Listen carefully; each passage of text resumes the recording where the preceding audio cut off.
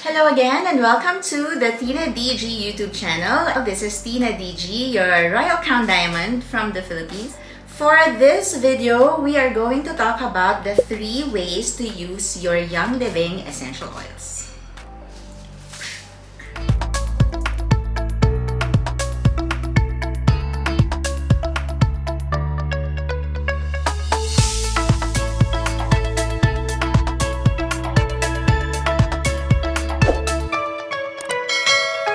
So now you have your premium experience set from Young Living and you have no idea how to use your essential oils. Okay, so I have seen some members na ang sad story is that they got their premium experience set and they didn't open the box or they did not use all the oils, and that means sayang because your oils are not cheap. Your oils are not cheap. If it's cheap, magtaka na kayo, magduda na kayo sa quality ng essential oils nyo, and Young Living essential oils are really not cheap, and because high quality. You know that what you're getting and what you're bringing into your home are high quality essential oils. So I would love for you to explore all the oils in your premium experience set, and if you haven't seen my video on all the oils in your premium experience set, then check this out. I'm gonna put the link down below. Okay, so I hope that you watch that video. And for today, very quick lang, I'm going to share with you paano gamitin yan. So there are actually 3 ways to use your Young Living essential oils. So the first way to use your Young Living essential oils is Aromatic. So that's the point of the diffuser that comes with your starter set. So you just put water into your diffuser, whatever model that you have selected. You put some water and then place 6 to 10 drops of essential oils. And then you diffuse it. So that way, you actually get oils into the air and you inhale it. So that's one way. Another way is to put 1 to 2 drops of essential oils on your palm. Activate it by rotating clockwise. And then take a deep breath and inhale. You can make a scent tent like this. Yan, very effective. So that way, you get essential oils into your nose. And you know, essential oils are the only smallest particles that can get through the blood-brain barrier. So it helps regulate emotions, it can go up to the brain, and it can help also with congestion, yung mga bara-bara, ganyan. Like peppermint is amazing. If you're going to use your essential oils that way, you inhale it right before a workout, or if you have sniffles, ganyan. So that's how you use your oils aromatically. Second way to use your essential oils is topical application. So like for my example, I have lavender here. This is also great for topical application if there's a skin irritation, napaso mo siya while cooking, or maybe nakagat ng langgam or lamok yung anak natin. This is very mild, lavender, and you can put it on your skin directly, and that's topical application. So I like to use it pag ganon, meron ako mga skin issues. Also, because I get a lot of massages, that is again a topical way to use your essential oil. So I use it with Panaway, Deep Relief, which is part of your premium essential set, premium experience set. Ayan. So yung mga pain oils nyo, then you can use it with you can use it topically. Ano pa ba?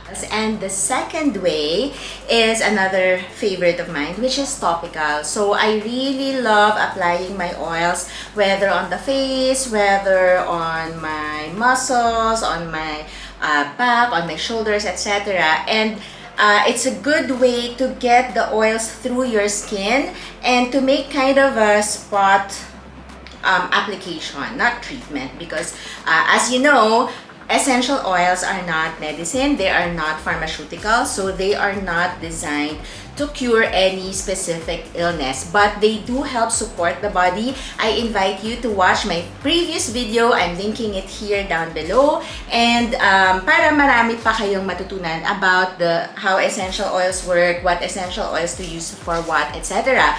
So I have this unboxing video of the Premium Experience set, and check that out, guys, kasi at least you will know how to use these 10 oils. Okay, so basically, if you're applying your oils topically, you are putting the oils on your skin. And essential oils are very, very tiny molecules. So if you put essential oils on your skin, chances are within a few seconds, yung oil na yan, wala na. So I'm showing it to you. I'm using lavender. Okay. So, if you put it here on your wrist, on your hand, within a few seconds, wala na siya. And it's not because nag-evaporate siya. It's just that the molecules of essential oils are too small and mabilis siyang ma-absorb ng skin. And that is the reason why essential oils are very effective. Because of the size of the molecules, mabilis siyang makapenetrate into our body. Okay. So, ano yung difference niya sa carrier oil like V6? So, V6 is a partner when we use our oils topically because carrier oils are fatter. Yung molecules niya mas malaki. What does that mean? When you are doing massages, for example, and you put your V6 or virgin coconut oil or olive oil or any other carrier oil, mas matagal bago siya ma-absorb ng skin. Meaning, after a few minutes, nandyan pa rin yan sa skin mo. Okay, why the difference? What is the importance of that difference? A fatter oil, like your carrier oils, will dilute your very potent essential oil. So, for example, you are using yung mga hot oils natin, yung mga minty oils natin like deep relief, peppermint, peach. Yan. So, if you are using these oils, ay hindi kita sa camera. Ayan. So, if you are using these oils, especially if it's your first time or if you are applying these oils to kids or maybe senior citizens, kila lola na very, very thin na ang balat, you will want to dilute these with V6 carrier oil para hindi siya super tapang. Ayan. Also, kung massage kasi, masarap yung yung may naiiwan sa balat para mas mag-glide yung massage nyo. Okay. Also, if you're using your oils topically, for example, as part of your skincare regimen, if you're using frankincense, for example, as part of your anti-aging routine, or maybe you created a hair serum with lavender, rosemary, cedarwood, then you will need a carrier oil. So when you use your oils topically, choose the carrier oil that will work best for the area of the body that you will use it for. For example, if for the skin, you want it to be non-comedogenic, diba? So you can choose maybe rosehip oil, jojoba oil, yan, or argan oil. For hair growth naman, castor oil ang sikat na magandang i-pair with essential oil. So basically, that's how you use your oils topically. Third way to use your essential oils is by ingestion. And I have to emphasize this, that you cannot do this with any brand lang, kahit anong brand lang na essential oils. The only brand of essential oils that I will ingest is Young Living because I am sure of the seed to seal standard, and also it is FDA approved to be food grade. Ayan. So, para siyang pagkain. So, for example, if I choose to put peppermint on my coffee para gumawa ng peppermint mocha, I know na food grade siya. Okay? And also, if Young Living has put out a bottle like this and it says peppermint, if you look at the ingredients, ang ingredient lang niya ay isang bagay, peppermint. Wala siyang synthetic fillers, preservatives, wala siyang pamparami, wala siyang thinner, wala siyang anything except for peppermint essential oil. So I am sure of the quality of the oils that I will use as food or as drink. How do I ingest my oils. First of all, tandaan natin na these oils are very potent. So you don't need more than a few drops. So kung peppermint mocha nga, kahit swirl lang ng toothpick, you put the toothpick here and then swirl the toothpick on your cup of coffee, malalasahan mo na yung peppermint. If you are using, for example, Lemon Plus. So, make sure it's Lemon Plus or Lemon Vitality kasi yun yung food grade. So, for example, you're putting lemon on your bottle of water, 1 drop is enough. So, ganun ka-potent, ganun katipid. So, if you're wondering, ayoko mag-YL kasi mahal yan, mapapagastos ako. Actually, ang daming drops na yan.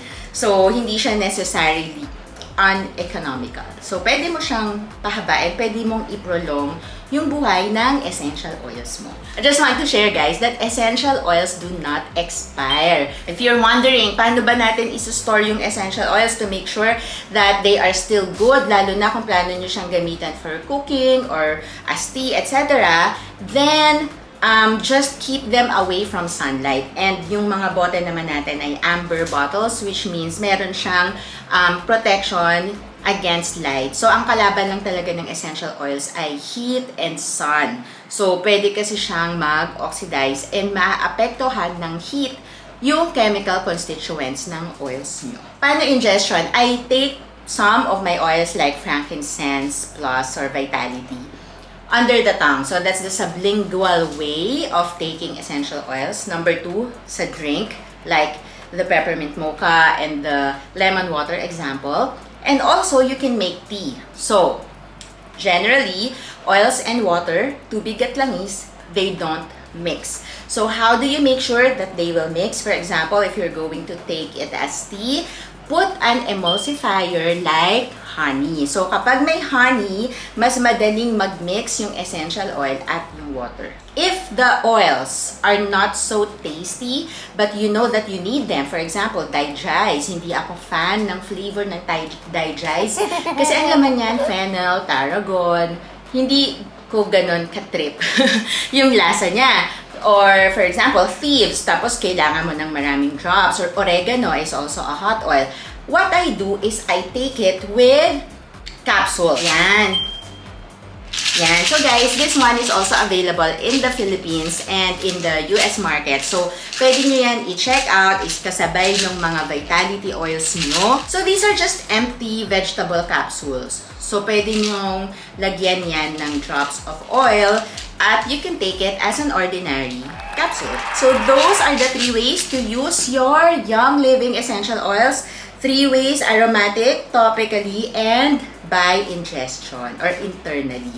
So, let me know in the comments how you are enjoying your oils, what is your favorite oil, and what topic do you want us to discuss in our next videos. And tag your friends, share this video para mas marami pa tayong maging oil bularyo at oil bularya dito sa channel.